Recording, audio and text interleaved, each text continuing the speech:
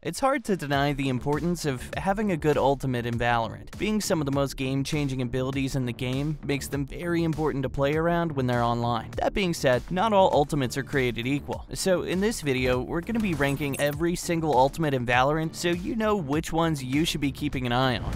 I just wanted to highlight a few of the website subscribers who have made some massive improvements recently. Over at SkillCapped.com, we have tons of courses tailored specifically to helping players just like you improve. If you want to hear more, be sure to stick around till the end of the video.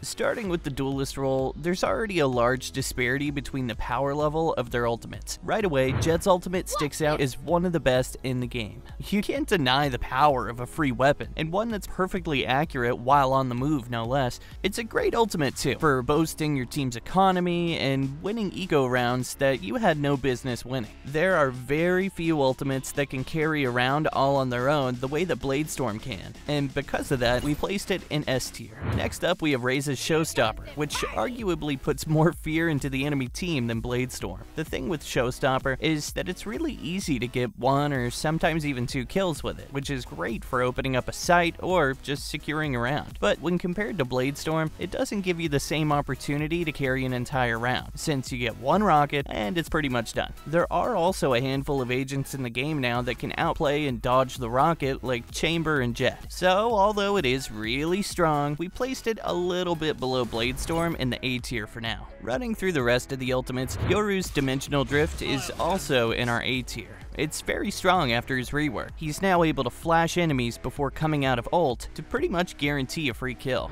Phoenix and Neon both have solid ultimates, but the problem with Phoenix is he doesn't have the mobility to capitalize on the aggressive nature of run it back the way that Raze does, which gives teams the opportunity to run away and play retake. Plus, it also leaves his body vulnerable to flanks and certain ultimates that can kill him when he returns to his body. Neon's Overdrive is also really flashy, but struggles a lot from long range and also has a timer, which makes it a lot weaker than an ultimate like Bladestorm's that's very comparable. Now again, these ultimates are still solid, but come with a decent amount of downsides that hold them back. Because of that, we placed them both in the B tier. Finally, there's Reyna. Her ultimate can feel unstoppable sometimes in the right hands, but it's not really one you'll build a game plan around. She's arguably the last agent on a team that I would want farming up orbs, since her ult doesn't really bring much to the table. If you're hyper carrying your game, then sure, EMPRESS is nice, but in general, it's not the best ultimate out there, and because of that, it lands itself a spot in the C tier. Moving on, it's time we talk about the controllers. Right off the bat, I'm just gonna let you guys know we don't have any controller ultimates in the S tier, but there was one that was close, and that's VIPER'S Pit. This is a very strong A tier ultimate, and when used correctly, can even look like an S tier ult sometimes. Pushing into a VIPER'S Pit can be very dangerous, and often forces enemies to avoid it if possible. This makes it very good at just controlling space and forcing rotation.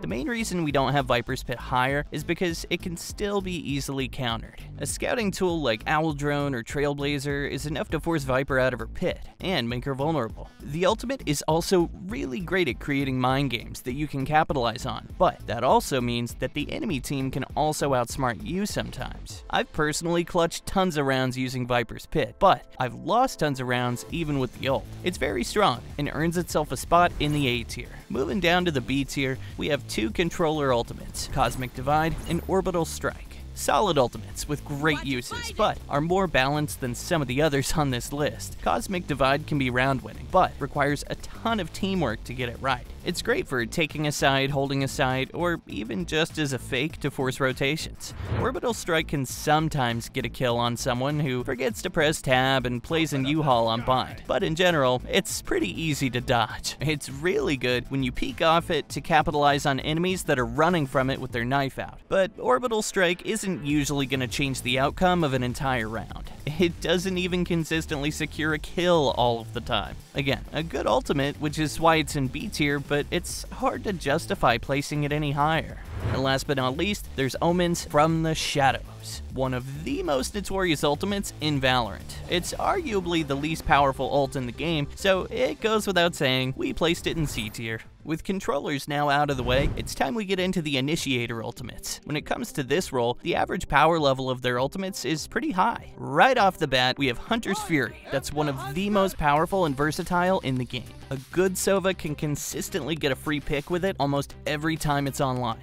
And that pick comes from extremely safe positions that make it really hard to counter if you don't have the mobility to dodge. And it's not just about guaranteeing kills. Hunter's Fury causes a ton of chaos on a site execute, clearing corners and forcing enemies to run with their knives out while your team is flooding a site. Overall, it's an outstanding ultimate and an easy pick for the S tier. Right below the power level of Hunter's Fury, we have quite a few Initiator ultimates. In KO's No Command, Breach's Rolling Thunder, and Fade's Nightfall. We've placed all these ultimates in the A tier since they're all very powerful, but just shy of what we would consider to be broken. All these ultimates require your team to play differently when they're online, pretty much forcing you to play retake whenever they're available, but all come with their own flaws. No Command is probably the strongest of the three, since it does turn off the abilities of everyone on a site. However, you're still going to need to push through a smoke if the enemy controller isn't close enough to be suppressed, and suppression itself doesn't impact a player's ability to shoot either. This means that even though the players on a site may not have any abilities available, there's still the potential of having to deal with crossfires and pushing through smokes. On top of that, No Command is an ultimate that requires teamwork to pull off effectively, since you need your team to take control of the site to have the space to be able to resurrect after you're downed. Rolling Thunder has a different problem. Enemies that are hit by it are extremely vulnerable, so enemies are pretty much forced to play retake. But after the ultimate does its thing, the enemy team is free to retake immediately after. This can make it hard to defend the retake sometimes, if you're not able to get a kill with it, since there isn't always enough time to get set up for post-plant, but when combined with other utility, this downside can definitely be mitigated. Nightfall is arguably the weakest of the three. The decay makes all enemies very vulnerable. The fact that it marks all enemies is also great, and you can't underestimate how powerful it is to deafen enemies. It is very easy to take advantage of players hit by Nightfall, but similar to the other two ultimates, it has a few weaknesses. Just like No Command, it doesn't impair the aim of a player hit by it, so you can still be killed. You can also just play retake, avoid the ultimate altogether, and push in with your utility to win the round. Again, even though they have their weaknesses, these three ultimates are all very strong and require you to play differently to counter them, which is why we place them all in A tier. Last on the list of Initiator ultimates is Sky Seekers. Easily the weakest Initiator ultimate in the game right now. They have their uses and are great for scouting out enemy positions, but they're far from game breaking. Easily the most fair ultimate out of the rest of the Initiators, which is why we place them in the B tier. With the Initiators out of the way, we now only have one role left to talk about: Sentinels. Starting off at the top, we have Chambers Tour de Force. Easily one of the most overpowered ultimates in the game. Who would have guessed that getting a free operator that has the fire rate of a Marshal and that leaves an AoE slow when you kill an enemy would be strong? Not much else to say about this ult. It's strong and easily deserves a spot in the S tier. Speaking of powerful ultimates, who could forget about Sage's Resurrection? Not all overpowered ultimates need to be complicated. Something as simple as bringing a teammate back to life can be good enough. So strong for its ability to pretty much blank a mistake, and is easily one of the best ultimates for swinging around in your team's favor. To us, Resurrection's also an ultimate that is deserving of being in the S tier. So far, the Sentinels have had a great start, but the rest of the ultimates are not quite as strong. Killjoy's Lockdown can be very powerful, but it can be countered very easily. Maps like Ascent and Haven have great ult spots that can cover entire sites, but even in the safest of positions, it's still vulnerable to common ultimates like Orbital Strike and Hunter's Fury, or even just regular abilities like Aftershock, Mollies, and even Sova Shock Darts. Taking all of this into account, Lockdown's a lot more fair as an ultimate than some of the others on this list, and because of that, we placed it in B tier. Rounding off this list, we still have to talk about Neural Theft. I can see the potential of this ultimate, but it's not exactly a game-changing one. You can't really use it to open up space since you need to get a kill for it to come online, and even when it is online, it's still not that strong. It's really great to activate while you're lurking after you pick off an enemy to create a ton of pressure and know whether you're able to push up and take space or not. But even in that case, you still need to win a potential aim duel to be able to get that kill in the first place and use the ult. And when compared to other ultimates on this list, you can definitely see a gap in the power level. Although it has its uses, we've decided to place Neural Theft in the C tier.